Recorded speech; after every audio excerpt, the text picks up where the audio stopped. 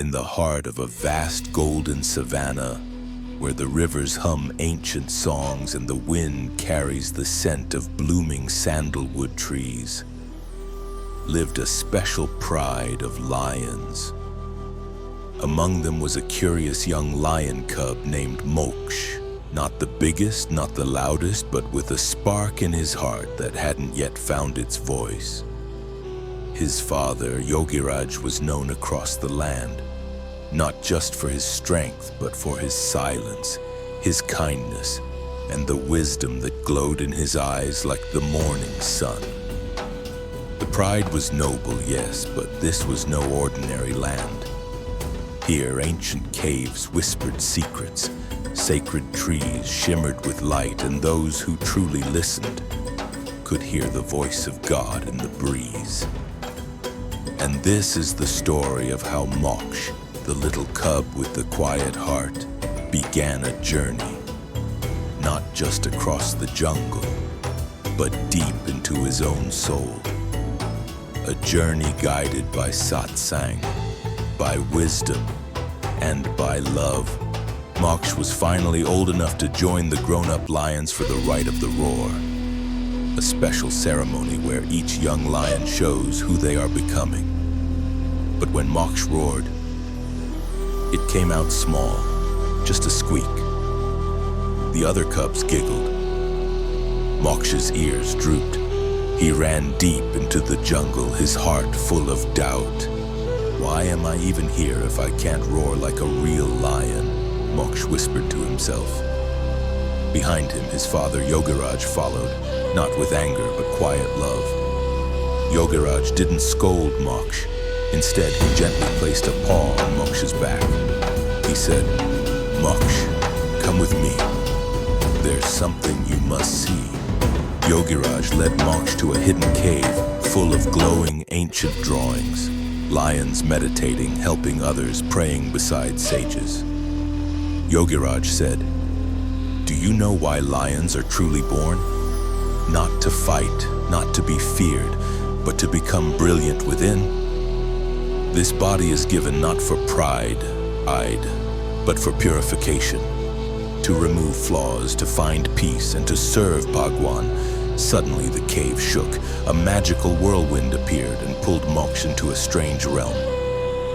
There he faced three shadowy versions of himself. Angry Moch with flaming paws, lazy Moch sleeping in vines, jealous Moch growling at others' joy. They snarled, "Oh, you'll never change, you're just like us." Moch was afraid. The storm faded. Moch opened his eyes and found himself in a glowing forest cave. Around a warm fire sat peaceful animals. A wise owl, a gentle elephant, a calm turtle, and a cheerful monkey, all meditating silently. Moch stood still, watching in wonder. "Why, what is all this?" Moch asked. "Why are you doing this?" The animals looked up, smiling kindly. The wise owl flew down beside him and said, "This is called satsang. We gather to learn from saints, chant Bhagwan's name, and help one another to keep our hearts pure." The elephant said, "Satsang helps us remove anger, ego, and fear, and find peace." The turtle said, "This is the brahmic state, peace like a still pond. You can reach it with this body." The monkey grinned.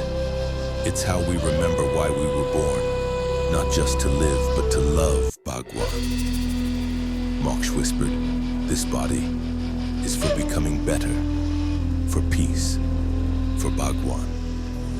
The animals guided Moch to the glowing heart tree, a magical tree that only blooms when someone discovers their true purpose.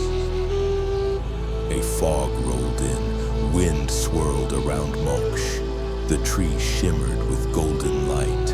Moch closed his eyes. Suddenly a divine voice echoed from the sky, the tree, and deep inside him. Nāshāya sarva-doshāṇām brahma-sthiter avāptaye Kartum Bhagavato bhaktim asya dehasya lambhanam. Sarvam idam hi satsangāl labhyate nishchitam janaihi. Atah sadaiva satsangāl karaṇīyo mumukshubhihi. Moch, in his curious voice, asked, "Huh? That sounded beautiful. But what does it mean?" Wise Owl gently explained, "It means this, Moch. You were given this body not just to grow up or be strong." Turtle calmly whispered, "You were born to clean your heart, to remove anger, jealousy, laziness, all the things that keep you away from peace." Elephant, with deep and loving voice, explained, "With this body you can reach a divine state, a still, peaceful joy called the brahmic state, where you feel Bhagwan in every breath." Monkey jumped down from the tree and said, "And most of all, Moksh, this body helps us love Bhagwan through prayer, seva, and remembering him all day long." Moksh understood. "So, this body is not just for me? It's for becoming better, for peace, well, for Bhagwan." "Yes, dear cubs, and all of that, removing flaws, reaching peace, and loving Bhagwan is only possible through satsang," said the wise owl. "That's why satsang is the most important path. It's the ladder to the light," said the turtle. The heart tree bloomed in golden flowers. Moch stood tall, and this time his roar was strong, steady, and filled with love. It echoed across the valley, not to show power, but to share peace.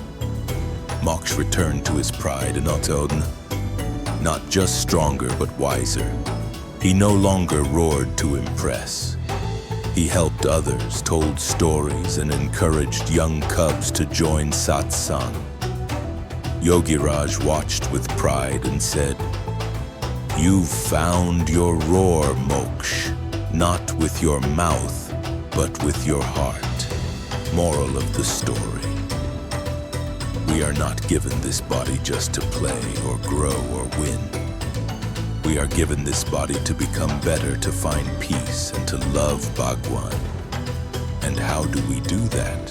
Through satsang, by listening to saints, remembering God, helping others, and walking the path of light.